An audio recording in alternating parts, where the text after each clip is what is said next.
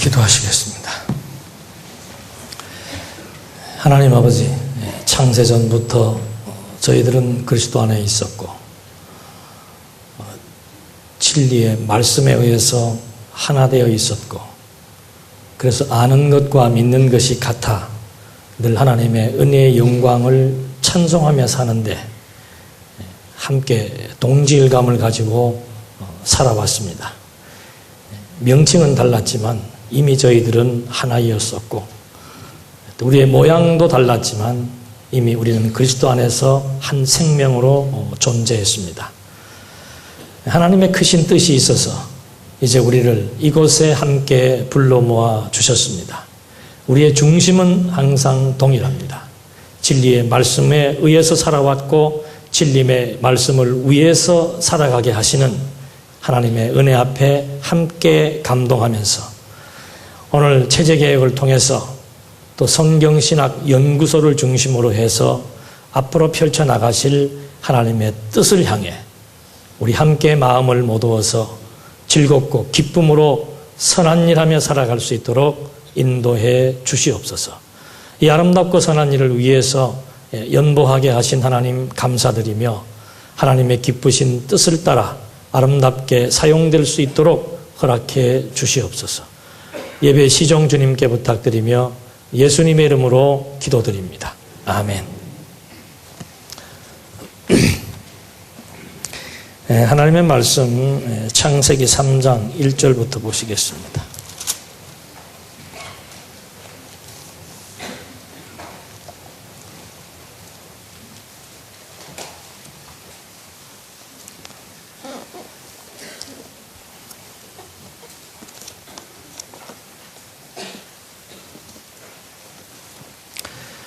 여호와 하나님께서 지으신 모든 들짐승 가운데 뱀이 가장 간교하였다.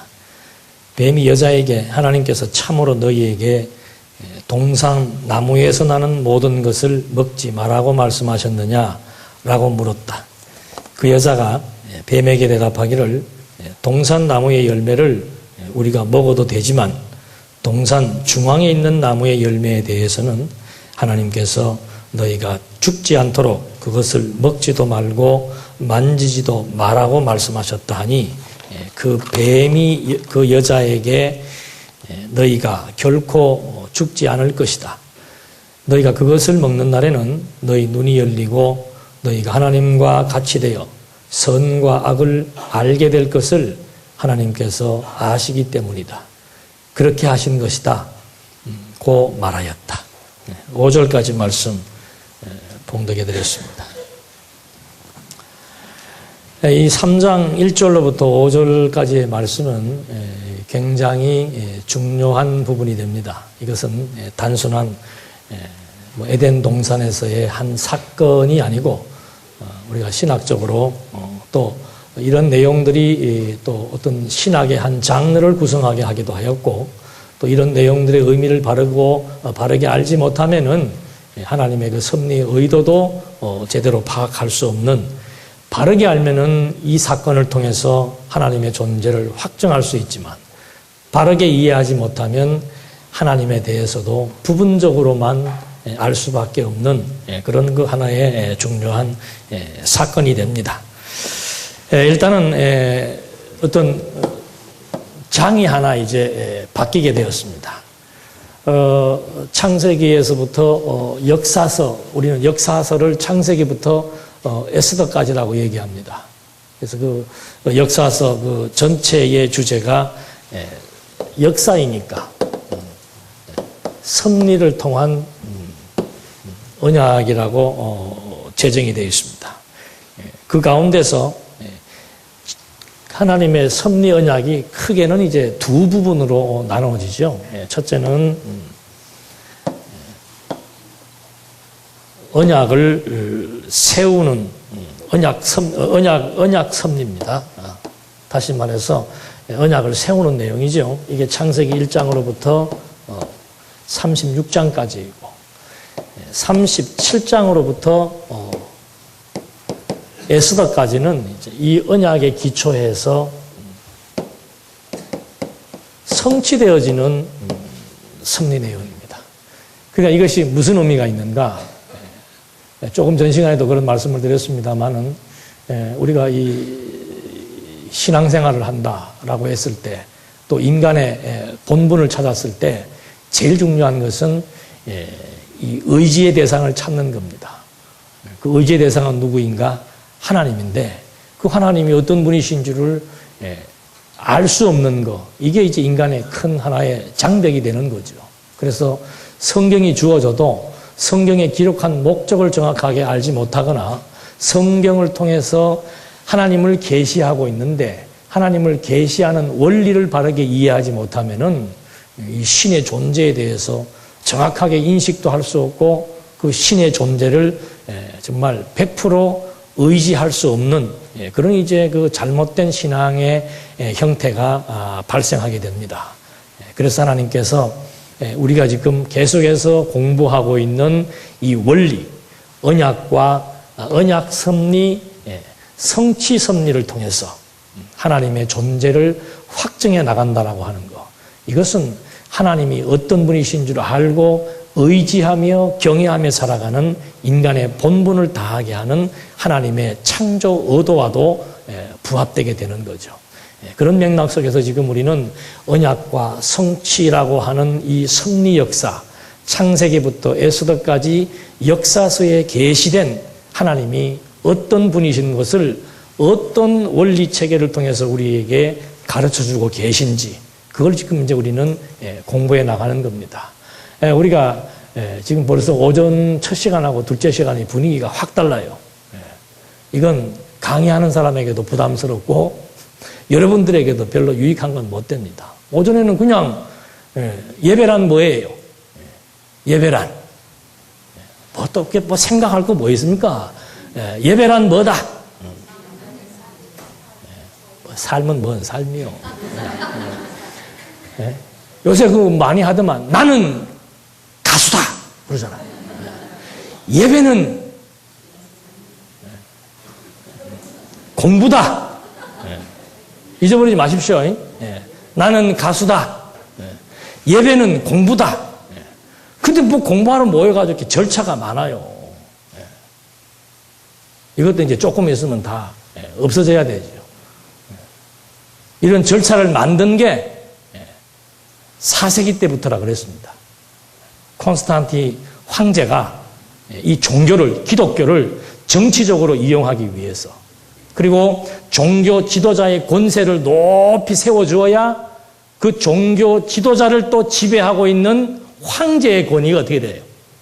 더 올라가는 겁니다. 그러니까 황제의 권위를 정당화시키기 위해서 종교 지도자에게도 교황이라고 하는 명칭을 준 거예요. 여러분, 이 명칭이 사람 잡습니다. 그냥 하면 되는데, 저도 지금 제가 여기 이렇게 그냥 서 있으니까 별 볼 일 없어 보이잖아요. 근데 저를 지금 교황이라고 한번 생각해 보십시오. 예? 안 그래요? 예. 제가 지금 교황입니다. 이 싸구려 양복 입지 않고 여기다 뭘 걸쳐요? 요새 가운이 뭐 몇백만 원 단위로 올라가 허연 천 쪼가리 하나 이렇게 허들거리는 건데 그렇게 비싸요. 거기다가 막 금패를 두르고 또 그냥 서 있지 않고 여기다가 어떻게 뚜껑까지 이렇게 해서 금 테두리까지 두르고 그냥 있지 않고 여기다 또 뭘 들어요? 무슨 지팡이? 아론이 들었던 지팡이. 그거 들고 왔다 갔다만 해도 끝나요. 말씀 필요 없습니다. 그냥 들고, 그러니까 그 베드로 성당에 가면은 뭐 특별한 날만 되면은 교황이 저 창문보다 저만해요. 조그만 창문. 그거 열어놓고 얼굴만 이렇게 비춰가지고 이러고만 있다가 들어가요. 그게 뭐가 되는 거예요? 은혜가 된다 이 말입니다. 그게 의식이 사람을 쇠뇌시켜 만들어 놓은 사기적인 종교예요. 지금 우리도 벌써 이 경건해 그러니까 몸이 어떻게 돼요? 여기 지금 누가 있는 것 같아요? 그러니까 자세도 좀 바르게 하고 무슨 말 하다가 지금 이렇게 된 거예요?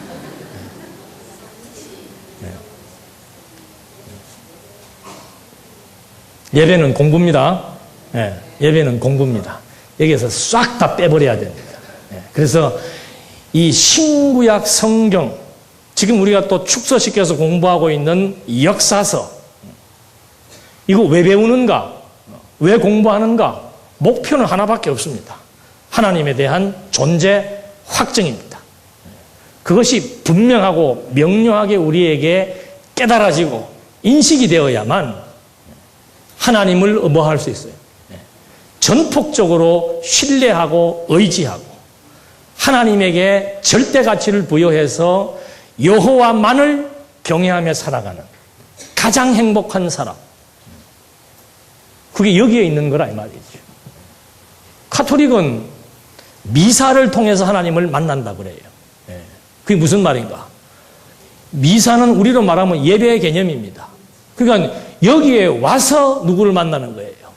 하나님을 만나고, 문 열고 나가면은 누구를 만나요? 사탄을 만나고. 우리 속에도 그런 의식들이 있을 수 있단 말입니다. 그래서 다른 것 조금 더 거추장스럽고 공부에 방해가 되는 그런 잘못된 개념들이나 의식이나 요소들은 다 뽑아버려야 됩니다. 그냥 오늘 여기 모인 이유는 성경을 통해서 하나님의 존재를 확증하자. 그 이상 이하도 없습니다.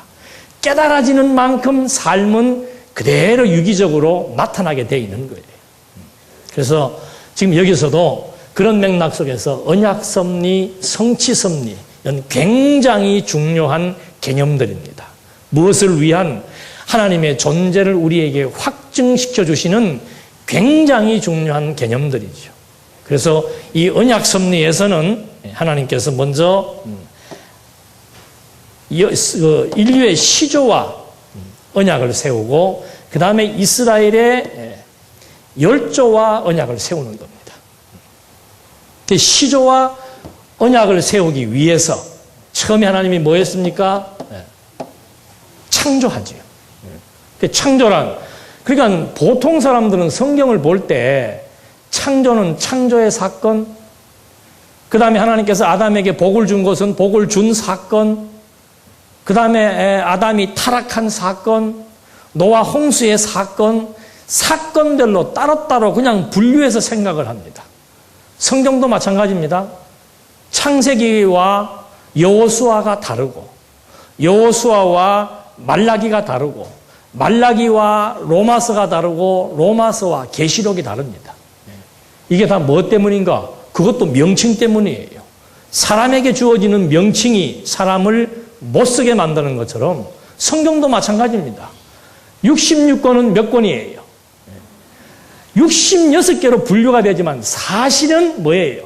한 권이에요. 그러면 한 권으로 봐야 되는데 베드로 전서가 따로 있고 베드로 후서가 따로 있고, 그 어떤 사람들은 이사야도 안에 또 나누고 이사야 또 전서, 이사야 후서도 나누고 싶고, 그렇게 자꾸 사람들이 나누고자 하는 것이 서구의 학문적 방법이란 말입니다. 이렇게 지금 구분되어지는 것을 우리는 성경의 중심 개념, 뭡니까? 언약이에요. 이 하나에 의해서 성경 66권 전체를 다 하나에 의해서 조망해가지고 하나의 체계에 의해서 신존재를 확증해 나가는 이 멋있는 공부 시간, 이걸 놓치면 안 되는 거죠. 그래서 여기서도 마찬가지입니다. 시조와의 언약에서도 보면은 사건들은 몇 가지 중요한 사건들이 있습니다. 하나님께서 모든 만물을 창조하시고 그 다음에 인간을 창조하시고 그 다음에 이제 또 창조한 아담에게 1장 28절에서 복을 주십니다. 복을 주신 다음에 안식하신 다음에 또 여자를, 남자 혼자 사는 게 보기 싫어서 여자를 창조했다 그랬죠. 이것들이 이 중심 개념이 없으면은 그냥 각각의 사건으로 처리해버린다 이 말이죠. 그러면 논리가 없어지는 겁니다. 66권이 하나라고 했을 때는 모든 다양한 사건들이 하나의 중심 개념에 의해서 다 포괄되고 그 개념에 의해서 해석이 되게 돼 있는 거예요. 그게 안 되면 이제 이게 논리가 정연하지 못하다는 게 되는 겁니다. 성경은 진리입니다. 66권이 각권의 다양성이 있고 1600년의 기간을 걸쳐서 기자가 40여 명이 있다 하지만은 이 66권은 하나의 원리에 의해서 하나의 목적을 향해서 하나의 의미를 가지고 있다라고 하는 거. 그걸 항상 우리는 염두에 두고 이런 내용들을 이해하고 해석을 해야 되는 거죠. 그런 맥락에서 봤을 때 창조는 뭐 이제 다 했으니까 언약의 준비 사역이었고 하나님의 1장 28절은 이제 창조한 아담에게 1장 28절 언약을 수립하신 겁니다. 그래서 이 언약에 의해서 이제 신구약 성경이 전부 연결되고 논리가 전개된다는 거죠. 그 다음에 안식은 뭔가 이 언약은 복이고 하나님의 나라를 약속한 것입니다. 그 상태가 이제 심령의 평안을 누리는 안식인 것이고 그 다음에 하나님께서 생육하고 번성케 하기 위해서 여자를 창조해서 이제 남자와 여자가 한 몸이 되어서 이제 생육 번성함으로 말미암아 하나님의 언약을 성취해 나가시겠다라고 하는 그런 이제 수립을 해 주신 거죠. 그런데 그 다음에 열조의 언약도 마찬가지 같은 언약의 내용이죠. 언약 수립하고 계승하고 그 다음에 이제 창세기 37장으로부터는 이스라엘 역사를 통해서 세우신 언약 그대로 자손 언약이 성취되어지고 땅 언약이 성취되어지고 통치 언약이 성취되어지는 이스라엘 국가에 대한 약속이 그대로 이루어져서 섭리되어짐으로 말미암아 하나님은 여호와로 존재하신다. 그걸 우리에게 이제 알게 하기 위한 겁니다. 그런 큰 구도 속에서 이제 우리는 하나님께서 아담과 이렇게 언약을 세우시고 그 다음에 나타나는 사건이 뭔가? 타락의 사건이 발생을 하는 거죠. 그래서 여기도 보면은 이제 언약을 수립하고 그 다음에 하시는 일이 뭔가? 언약 수립 시조와의 언약에서는 언약 수립과 보호입니다. 여러분 주보에 보시면 다 순서대로 나와 있죠. 언약을 세워놓고서는 그 다음에 보호하시는데 이 보호하시는 과정이 뭔가? 타락, 범죄로 말미암아 타락합니다. 타락하니까 하나님이 어떻게 해요? 심판합니다. 그리고는 그 다음에 어떻게 하는 거예요? 보호하죠. 여기서 우리는 모종의 하나님의 의도를 발견할 수 있는 겁니다. 그냥 언약 세워주었으면은 우리 보편적인 생각은 하나님께서 그 좋은 에덴 동산에다가 정말 멋있는 과일들, 열매들, 채소들 다 만들어 놓고 거기에는 뭐 농약 칠 필요도 없습니다. 정말 하나님의 그 섭리에 의해서 아무런 독이 없이 잘 자라서 인간이 취할 수 있는 동식물들을 다 취하면서 생육, 번성할 수 있도록 만들어 놓은 거예요. 그런데 거기에서 하나님께서는 누구를 등장시켜요? 사단을 등장시키고 먹어서는 안 될 열매를 만들어 놓으신 겁니다. 그렇게 해놓은 다음에 결국은 그것 때문에 타락하게 되는 거죠. 타락했으면은 그냥 어떻게 하시는가? 그 다음에 그 타락에 대한 심판을 아주 확실하게, 철저하게 해주십니다. 그런 다음에 뭐 하시는가? 보호하십니다. 이 의도가 뭔가? 우리가 생각할 때 조금 전에 말씀드린 대로 그냥 에덴 동산에서 어떻게 살았으면은 그냥 그 좋은 생영체의 상태로 우리는 지금 육체를 입고 있잖아요.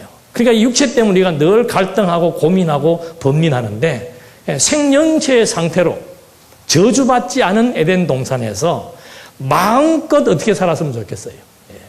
유혹 없이 범죄 없이 악행 없이 그냥 육체에 병드는 것도 없이 그냥 그대로 어떻게 영원 무궁토록 살았으면 좋았을 텐데 하나님께서 어떻게 한 거예요? 요거 지금 첫 시간에 공부한 대로 요 타락의 문제는 이제 많은 사람들이 신학적으로 논란이 된다 그랬죠. 이게 도대체 하나님의 하신 일이냐, 사단의 일이냐, 인간의 일이냐, 아니면 인간과 사단이 합작품이냐, 아니면은 하나님과 인간과 사단의 세 작업이 서로 공동 작업을 한 것이냐, 이 골치 아픈 내용들인데 이건 뭐 다음에 시간 때마다 말씀드리기로 하고, 중요한 부분은 뭔가 하나님께서 왜 언약을 세우시고 타락, 심판, 보호라고 하는 그런 방법을 통해서 지금 그 다음 내용에서 계속해서 전개해 나가시는가. 이것도 아담에게, 그 다음에 가인에게, 그리고 누구예요? 온 인류를 향해서 하나님이 똑같은 방식으로 섭리를 해 나가신다 이 말이죠. 그래서 여기에 우리는 이제 신약으로 넘어오니까 이 의미가 바로 뭔가, 방금도 말씀드린 대로 그냥 에덴 동산에 두었다가 살게 하지 않으시고 에덴 동산에서 어떻게 해요? 타락하게 한 다음에 인간을 어디로 내모은 겁니까? 저주받은 세상으로 내몰아 버리는 거예요.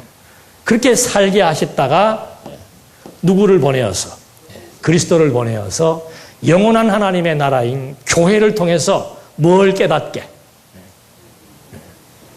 뭔가 하여튼 뭐예요?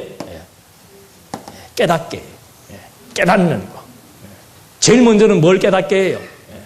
하나님의 살아계심을 깨닫게 하는 겁니다. 그 다음에는 그 속성을 깨닫게 하는 거죠. 야, 정말 하나님의 타락도 하나님의 멋대로, 뜻대로 된 사건이고, 심판도 뜻대로고, 보호도 뜻대로고, 이런 이 사건들은 결국은 하나님께서 아담에게 세우신 무엇을 이루기 위해서, 언약을 이루기 위해서 과정상에 발생되어지는 섭리지요. 하나님의 언약은 인간의 불순종이나 인간의 타락과 상관없이 반드시 뭐 된다? 이루어진다. 이럴 때 이제 이루어진다는 말을 자신 있게 하는 거죠. 근데 우리는 자꾸 뭐 꿈이 이루어진다, 뭐가 이루어진다, 안 이루어집니다. 이 상천하지에 특히 이 피조 세계에서 되어지는 일, 반드시 되어지는 일은 하나밖에 없습니다. 무엇만이? 여호와의 뜻만이 이루어진다라고 합니다. 그걸 지금 우리에게 하나님께서는 깨닫게 해주시는 거예요. 그래서 이런 과정들이 단순히 타락한 인간 구원한다 이런 차원이 아닙니다. 하나님께서 아담에게 세우신 언약을 인간의 타락에도 불구하고 반드시 심판하고 보호해서 섭리하시는 이유는 뭔가? 아담과의 언약을 성취하시는 여호와로 하나님이 존재하신다는 사실, 그걸 우리에게 확증시켜 주는 것이죠. 그래서 이런 맥락 속에서 이제 본문을 좀 하나하나 검토해 보도록 하겠습니다. 그래서 3장 1절에 보니까 여호와 하나님께서 지으신 모든 들짐승 가운데 뱀이 가장 간교하였다. 그 창세기 1장 24절에 보면은요, 하나님이 짐승을 창조하는데 가축이 있고 기는 것이 있고 땅의 짐승이 있습니다. 그러니까 가축은 말 그대로 우리의 그 집짐승이라고 해석된 성경도 있습니다. 집짐승, 발음이 잘 안 나와요. 그래서 이거는 뭐 4발 달린 짐승을 의미한다고 원어에 나와 있고, 기는 것은 그냥 기어다니는 짐승이에요. 기어다니는 짐승도 있고 집에서 키우는 가축들도 있고, 그 다음에 땅의 짐승이라고 우리는 지금 여기 바른 성경에 나와 있는데, 또 다른 성경에는 들짐승이라고도 나와 있습니다. 이건 살아있는 또는 힘센 이런 짐승이라는 의미를 갖고 있죠. 그러니까 여기서도 지금 나와 있는 대로 들짐승, 1장 28절 하나님이 창조하신 땅의 짐승, 들짐승 가운데서 무엇이? 뱀이 가장 간교하였다. 이걸 요한계시록에서는 옛뱀 사탄이라고 얘기하는 거죠. 그러니까 이걸 지금 하나님이 창조했다고 얘기해버리게 되면은, 하나님께서 그럼 누구를 통해서 타락하게 했다? 사단을 통해서 누가? 하나님께서 그렇게 했다. 이게 이제 성립이 되니까 일반 보수주의 신학자들은 이 문구보다는 하나님이 천사를 창조했는데 천사가 타락해서 사단이 되었다 라고 하는 말을 이제 억지로 갖다 붙이는 거죠. 근데 타락한 천사는 하나님께서 이미 다 무적경에 심판해갖고 무적경에 가다버린 겁니다. 여기에 등장하는 이 들짐승, 이건 바로 사단이요 옛뱀인 것이 분명하고 하나님이 지으신 뭐예요? 피조물이에요. 그러니까 우리는 늘 이해하고 있습니다. 이게 영혼 세계의 구도입니다. 영혼 세계에서 영원하신 하나님이 영원히 존재하십니다. 이걸 우리에게 보여준 것이 바로 이 피조 세계예요. 피조 세계. 그러니까 이 피조세계라고 하는 것은 영원하신 하나님의 능력과 뜻과 계획에 종속되어 있고 여호와를 힘입어서 존재하고 이 세계에 되어지는 모든 섭리는 반드시 무엇에 의해서? 하나님의 작정, 뜻, 계획에 의해서만 피조세계에서 나타날 수밖에 없는 거예요. 이게 기본적인 철칙입니다. 그런데 어떻게 자꾸 이걸 얘기를 해도 뭐 하나님께서 뭐 사단에게 더 뭐 힘이 실리고 인간에게 힘이 실리고 하나님은 또 때로는 하기도 하고 안 하기도 하고 이렇게 복잡한 구도들이 나오고 뭐 여기로부터 인간은 시작되었고 왜 창조되었고 의미를 제대로 파악을 할 수가 없는 거죠. 그러나 항상 이 원이라고 하는 것이 굉장히 이게 중요한 그림입니다. 이 영역 밖에서 되어지는 일은 있을 수가 없습니다. 나타난 것은 반드시 나타나지 않은 것에 의해서 나타나게 되어 있는 거예요. 근본적인 원소, 가장 근본적인 피조물의 가장 근본 원소, 이거 다 이미 여기에 존재해 있었던 것을 드러내는 것이지 아무것도 없는 것을 드러내는 그게 아니란 말입니다. 이렇게 철저하게 영혼 개념이 이해가 되어야만 피조세계의 근원과 피조세계의 존재의 근원과 피조세계가 존재하는 이유와 목적과 이런 것들을 우리가 정확히 파악할 수 있는 겁니다. 그래서 이 사단이라고 하는 것도 결국은 하나님의 피조물이고 용도가 있습니다. 모든 피조물에게는 전부 하나님께서 사용하시고자 하는 목적에 따라서 사용하시고자 하는 용도가 분명히 있는 거예요. 우리 사람도 마찬가지 아니에요? 하나님께서 창조하신 목적에 따르는 뭐가 있어요? 용도가 있습니다. 그 용도를 세분화시켜서 만드는 것이 은사 아니에요. 은사. 결국은 목적에 맞도록 하나님께서 사용하기 위해서 우리에게 은사를 주었고 그 은사를 통해서 결국은 올라가는 것이 하나님의 영광을 발견하고 찬송하게 되도록 하나님 이런 의도 속에서 섭리를 해나가시는데 지금 여기에 보니까 처음에 나타나는 것이 이제 뱀이 나타났습니다. 뱀이 나타나서 가장 교활한 뱀입니다. 그러니까 들짐승 중에 가장 교활한 게 사탄이고 뱀이죠. 이 친구가 나타나서 여자에게 말합니다. 하나님께서 참으로 너희에게 동산 나무에서 나는 모든 것을 먹지 말라고 말씀하셨느냐라고 물었다. 이게 이제 뭐예요? 사단이 사람에게 여자에게 뭐 하는 거예요? 부추기는 겁니다. 선동하는 거예요. 사단의 역사는 뭔가 선동하는 겁니다. 멀쩡하게 잘 살고 있는 사람한테 가가지고 너 어떻게 인생을 그렇게 사냐? 아이고 아무개가 너에게 대해서 이렇게 얘기하더라. 아 이거는 이런데 저런 게 된 거야. 자꾸 사람을 뭐 하는 거예요? 선동하는 거죠. 선동하는 거. 그러니까 여러분들은 우리는 지혜가 있으면은 누가 선동을 하면 어떻게 해요? 누가 예를 들어서 내 욕을 한다. 그럼 어떻게 생각을 합니까? 하나님께서 저 친구의 마음을 지금 어떻게 해서 격동시켜서 저렇게 하는구나 라고 이해가 되면은 그 선동에 넘어갑니까? 안 넘어갑니까? 안 넘어가죠. 근데 이런 타락 과정도 제대로 공부를 안 해가지고 하나님이 어떤 분이신 줄 왜 타락하게 하셨는지를 깨닫지 못하는 사람들은 조금만 누가 옆에서 뭐 하면은 바람만 부채로 살살살 붙이면 금방 어떻게 해요?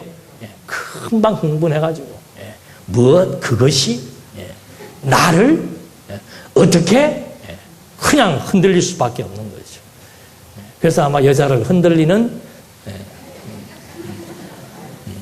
여기 보니까 여자가 나오네. 그러니까 사단도 딱 봤을 때 누가 더 유혹을 많이 받을 것 같아요. 여자가 더 유혹을 많이 받을 것 같죠. 그러니까 여자에게 먼저 다가가가지고는 살살 뭐라고 얘기하는 겁니까? 하나님께서 참으로 참으로 이런 말은 뭐하러 집어넣어요? 그냥 얘기하면 되는데 하나님께서 참으로 너희에게 동산나무에서 나는 모든 것을 먹지 말라고 말씀하셨느냐? 말씀하셨잖아요. 근데 그걸 역으로 자꾸 사람의 감정을 부추기는 식으로 선동을 하기 시작을 한 겁니다. 그러니까 거기에 여자가 자극을 받은 거죠. 자극받으니까는 말 안 해도 대꾸 안 해도 되는데 말 같지도 않은 소리에 대꾸할 필요 있어요? 없어요?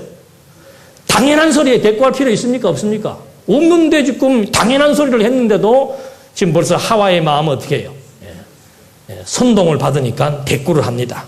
그 여자가 뱀에게 대답하기를, 대답 안 해도 돼요. 근데 대답하기를, 동산나무 열매를 우리가 먹어도 되지만 동산 중앙에 있는 나무의 열매에 대해서는 하나님께서 너희가 죽지 않도록 그것을 먹지도 말고 만지지도 말라고 말씀하셨다. 그러니까 이제 사단과 이 하와가 서로 뭐가 되는 겁니까? 주거니 받거니, 이제 이 문제가 발생하는 겁니다. 4절에 그 뱀이 여자에게 너희가 결코 뭐예요? 죽지 않을 것이다. 이게 뭐예요? 거짓말이죠. 거짓말. 하나님은 뭐 한다고 그랬습니까? 죽는다고 얘기했는데 사단은 뭐라고 얘기해요? 죽지 않는다고 거짓말을 하기 시작. 좀 더 읽어보십시다.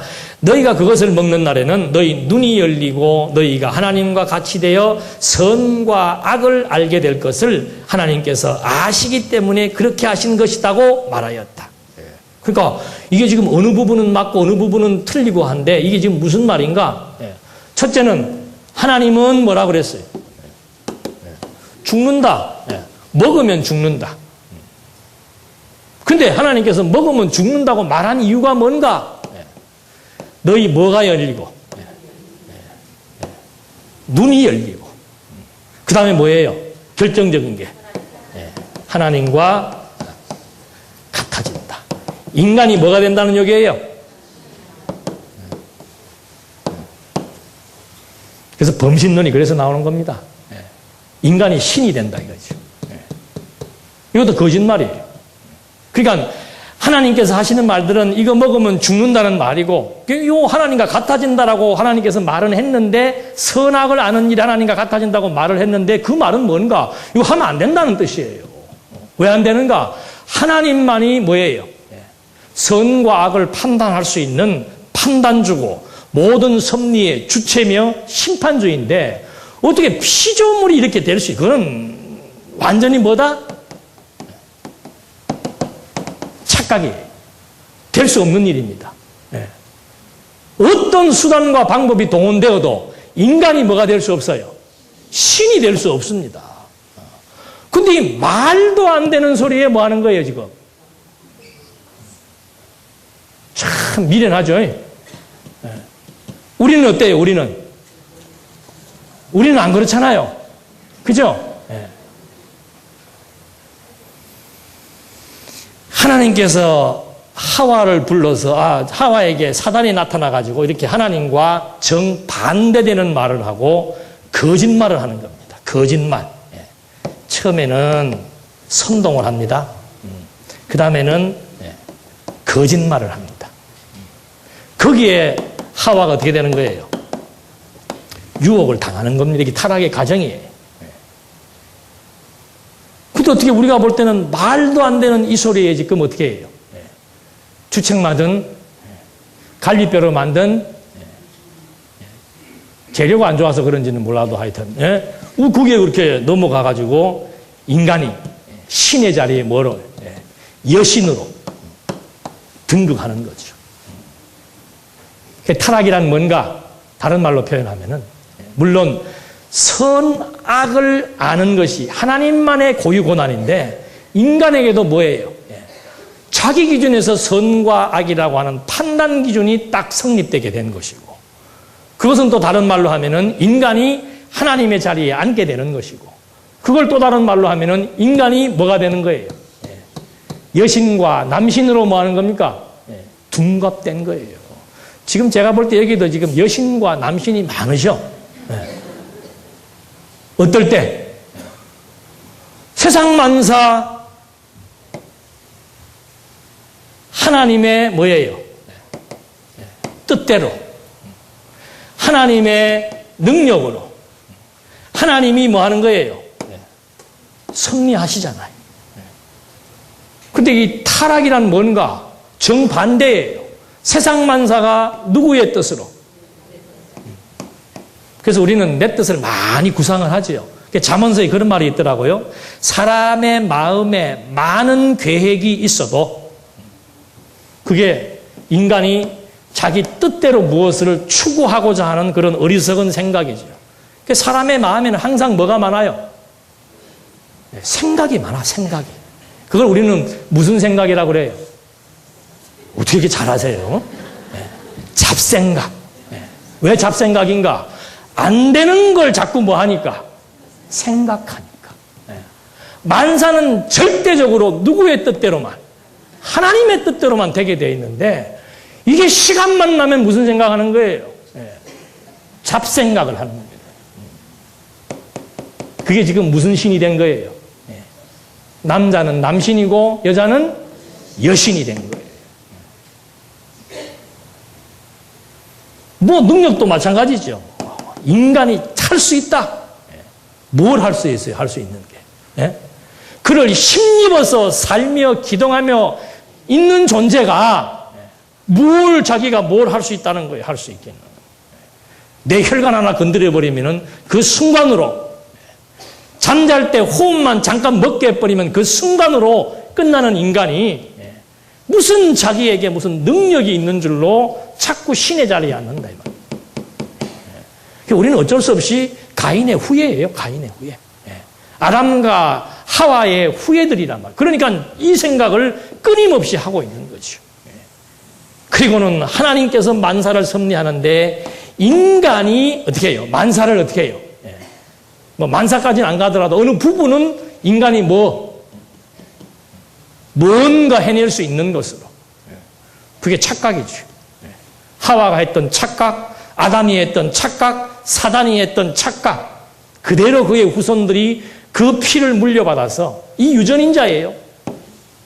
다 들어있는 거예요. 그 틈만 나면은 지금 우리는 어디로 기어 올라가는 겁니까?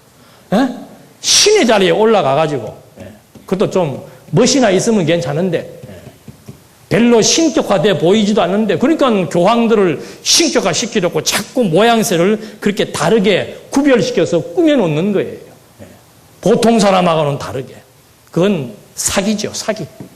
지금 사단이 누구에게 사기를 친 거예요? 하와에게 사기 친 거예요. 그러니까 하와는 또 누구에게 사기 치는 겁니까? 여자들 조심해야 돼. 남편에게 뭐 치는 거예요, 또? 사기 치는 거예요. 그러니 그 후손들은 전부 다 뭐가 된 거예요?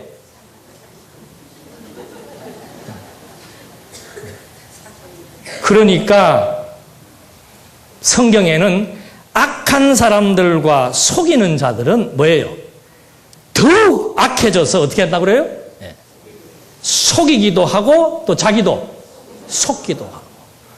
그래서 이 세상은 무슨 천국이다?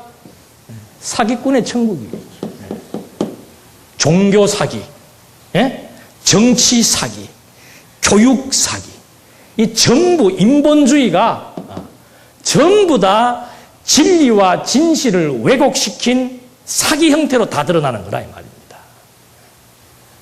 그래서 이 이데올로기라고 하는 것은 이때부터 시작하는 거예요.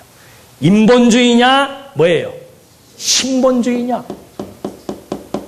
인간이 주체인가? 하나님이 주체인가? 세상이 가치로운가? 진리와 하나님이 가치로운가? 그 타락이라고 하는 것은 바로 주체의 싸움이고 가치관의 싸움으로 변모되게 되어 있는 겁니다. 그래서 지금 이 타락이라고 하는 것이 결국은 사단과 하와의 관계 속에서 발생되어졌지만은 결국은 하나님께서 섭리하시는 하나의 한 방법입니다. 무엇을 알게 하기 위한 하나님의 언약은 반드시 이루어진다. 영원한 하나님의 작정은 영원히 성취된다. 그러므로 하나님은 영원하신 분으로 존재하신다는 사실을 우리에게 확증시켜 주시는 하나의 사건인 거죠. 그래서 이 사단이 등장을 해서 하와를 선동하고 거짓말로 유혹해서 타락하게 된, 그래서 우리 인간이 죄인된 상태가 어떤 상태인가? 바로 이렇게 인간의 자기 뜻, 계획, 생각이 많습니다. 아무리 사람이 많은 계획을 할지라도 오직 쓰는 것은 뭐만 써요? 여호와의 뜻만 쓴다고 잠언서 기자가 말하고 있는 거예요. 그래서 성경을 공부한다는 것은 이런 명제가 사실인지 아닌지를 확인하는 겁니다. 우리가 이 땅에 사는 이유는 뭔가? 정말 이 명제가 사실인지 아닌지를 확인하는 거예요. 그래서 진리의 말씀을 통해서 정말 하나님이 여호와로 존재하신다는 사실이 깨달아지는 만큼 어리석은 인간의 계획과 뜻과 수단과 방법의 노예가 되지 않고 오직 여호와의 뜻만이 선다는 사실 앞에 우리의 어리석음을 고하게 되고 우리의 무능함을 인정하게 되고 그래서 여호와의 능력만 찬송하며 살아가게 된다라고 하는 신적 계시에 대한 내용을 우리는 이 타락 사건을 통해서 한 번 더 조망해 본 것입니다. 기도하시겠습니다. 하나님 아버지 감사합니다. 신학적으로 참 여러 가지 난해한 하나의 사건일지라도 우리에게는 언약과 성취의 원리를 통해서 분명한 하나님의 존재를 확증시키는 또 인식케 하는 하나의 단서가 되고 계기가 되었습니다. 하나님, 우리 이 땅에 살면서 정말 타락의 속성을 갖고 우리가 신의 자리에 앉아서 어떤 일들을 궁구하고 계획하고 우리의 능력으로 우리의 욕심을 따라서 살고자 할 때가 너무나 많습니다. 우리에게 지혜를 주어서 오직 여호와의 뜻만이 선다는 사실을 확실하게 깨닫게 해주어서 여호와만을 의지하며 여호와만을 경외하며 살아갈 수 있도록 인도해 주시옵소서. 예수님의 이름으로 기도드립니다. 아멘.